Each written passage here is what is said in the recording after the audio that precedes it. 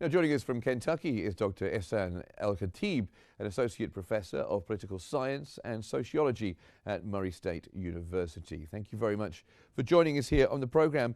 How important is this step for Palestinians who are still struggling under siege and occupation?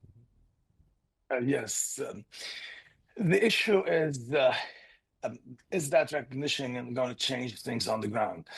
Are we going to see immediate results? No, actually, what the Israelis are going to do in response is increase the repression, increase the persecution, increase the land theft, increase making the life of Palestinians miserable in the West Bank, and increasing the killing in Gaza. That's what the immediate outcome is going to be. But the issue of Palestine was not born yesterday. This is a long-term problem, and the Israelis are facing real cost. A real cost is being imposed on the Israelis. The birth of Israel was a result of Jewish lobbying of Britain, Jewish lobbying of Washington, and the sympathy of the world that there was the Holocaust, the Jews were seen as victims, and so the world decided to divide Palestine into a Jewish state and Arab state. The Arabs made the mistake, looking back, of saying no. When the world wants something, you say no, that's going to be a problem. So they lost, and the Jews won, even though the Jews didn't want the division either. But they were tactical in the response, and they said, "Okay, we're with the division."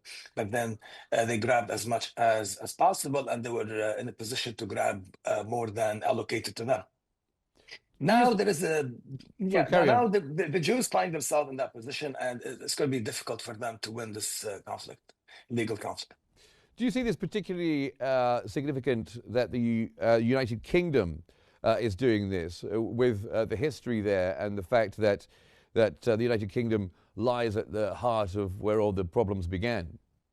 Definitely, yes. The Balfour Declaration, and not just the declaration, the enrooting of the Zionist Jews in the land, protecting them while they're building a state, a proto-state in Palestine. The British were very important in providing the legal justification, the guns that protected the Zionists while they're building their project in Palestine. Without Britain, there would never have been an Israel. The Jews by themselves in a million years can't have a state of Palestine. It was the British Empire that enabled them to do that. Now the British Empire, Britain now it's not an empire anymore. The Britain is saying that two states, which is actually the Balfour Declaration was not the whole Palestine for the Jews, right? A homeland in Palestine. So it's not all Palestine to them. Even if you look at the text of the Balfour Promise, it didn't say that whole Palestine would become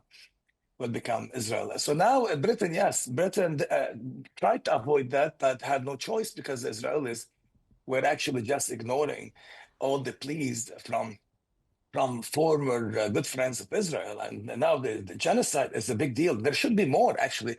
If you think literally, if you go with the responsibility to protect international law, human rights, genocide, the British should be bombing Israel now, actually. The war should be organizing a military campaign against Israel to stop the killing, but they're not doing that. The second best is this recognition and the steps that will be built on this recognition. So it's not like they're going to recognize Palestine and then move on.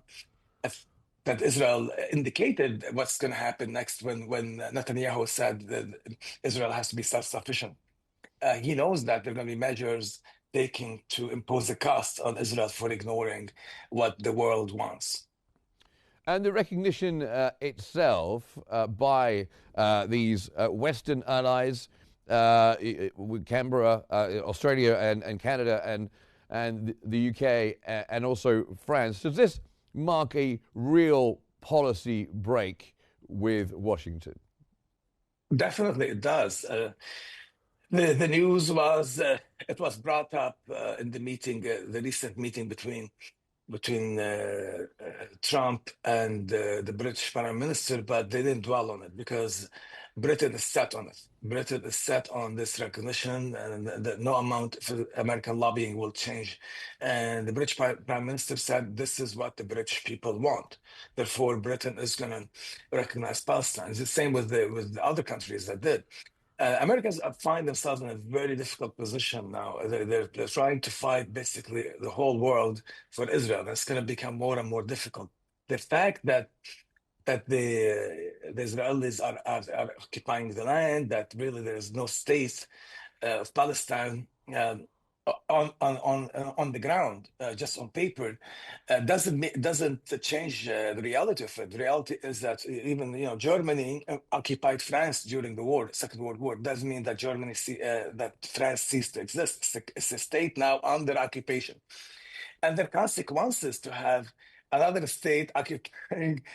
Then occupation is illegal, and going with the law and with the UN Charter, there are a lot of consequences that go from saying that one state is occupying another, and that's what scares the Israelis. That when you say occupation of another state, that's a violation of the UN Charter, and that actually justifies all kinds of measures by the UN and the state members of the UN against occupying power of another state. So this is not just a human rights issue and the question of Palestinians and political rights and human rights. This is one state occupying another, and it's becoming more and more difficult for the Israelis now.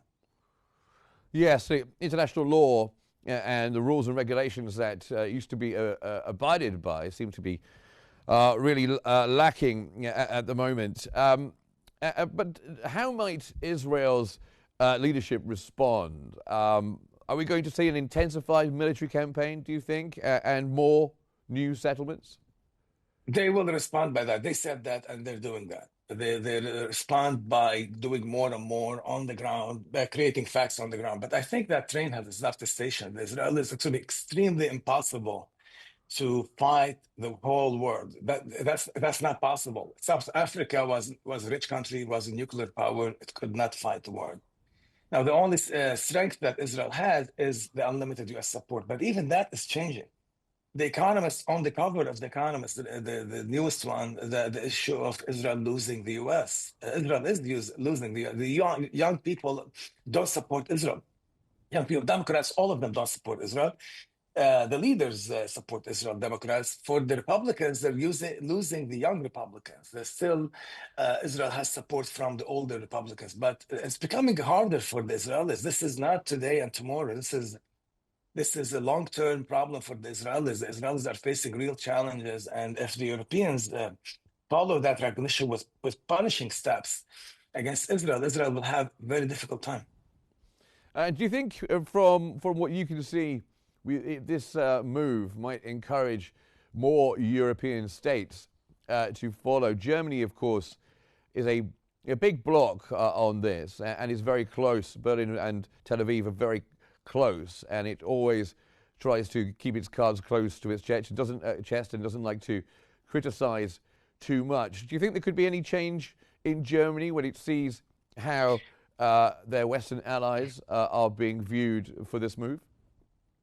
I see the change, the German change, as inevitable. Why? Germany was very clear. They don't want the Palestinians to remove from Gaza. They made it clear they don't even the idea of voluntary leaving Gaza. They didn't even buy it, the Germans. The Germans said the Palestinians should stay and Gaza should be rebuilt, and that's obviously not what Israel wants to do. And another aspect is that what Israelis are overreacting, I think, and taking blatant measures in the West Bank that will just keep on angering the world more. And now is put more pressure on Germany to recognize Palestine. So actually, in the response to in Israeli response to Britain, they're going to be pushing Germany to do the same. And they're fighting a battle that they can't lose for sure, the Israelis.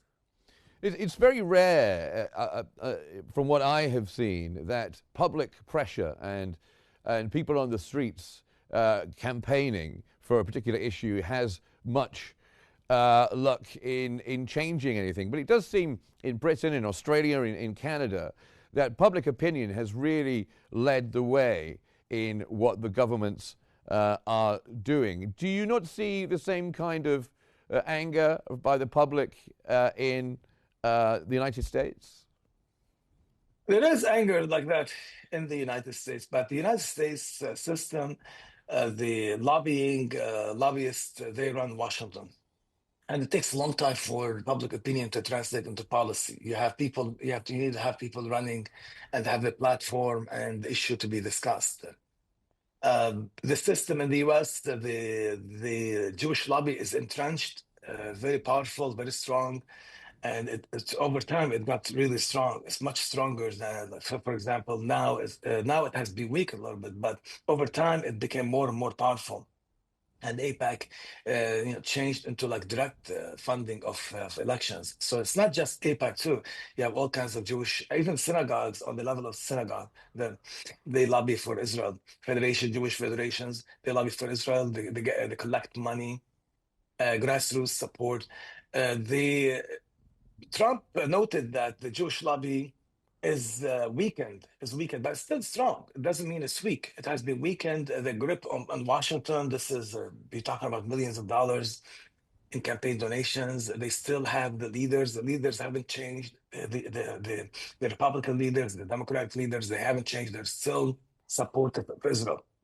And that's the key issue. Now, what is the challenge for Israel is this. I mean, Mark, you asked why usually politicians don't really care if you protest and you demonstrate and all that. They're not going to just change their position because some people demonstrated. But it's not that. It's just that you have a genocide. This is not business as usual. It's not like every day you have genocide. And for 2 years, you've had a genocide going on. And the Israelis blatantly saying, we are doing this. We are starving them. There's no food, no water. So, but what they're saying is that really, it's like American expression, mooning the world. They're like giving the world the finger. They're saying, we don't care. We're going to keep killing these Palestinians. And the world is refusing to accept normalizing genocide. Genocide should not be business as usual. You turn the TV on and there is starvation and killing. And that's that the world does not accept that. So it's not, it just happened. There's something even called responsibility to protect. And they talk about intervening to save people when they're facing a situation like that. So this is much bigger than they demonstrated this. It goes to the core identity, the core values of today's world, that there's something called the human rights, children being killed, killing civilians, uprooting them. And for 2 years, and you see it on TV day in, day out, that has to end. The people are tired of seeing this, actually, and they think that no country should get away with it. That's why even American supporters of Israel said, well, this can't continue. We can't keep funding this. What is this? This is not acceptable in this day and age. So the Israelis are doing the indefensible, and they have really put their friends in a very hard position. But the change at the political level in the US, yes, has been much slower because money has a key role in American politics more than voters. Money is more important than the actual voter. Well, great points there. Thank you very much. Dr. El-Khatib, thank you for joining us from Kentucky. It's always great to have your views on the program.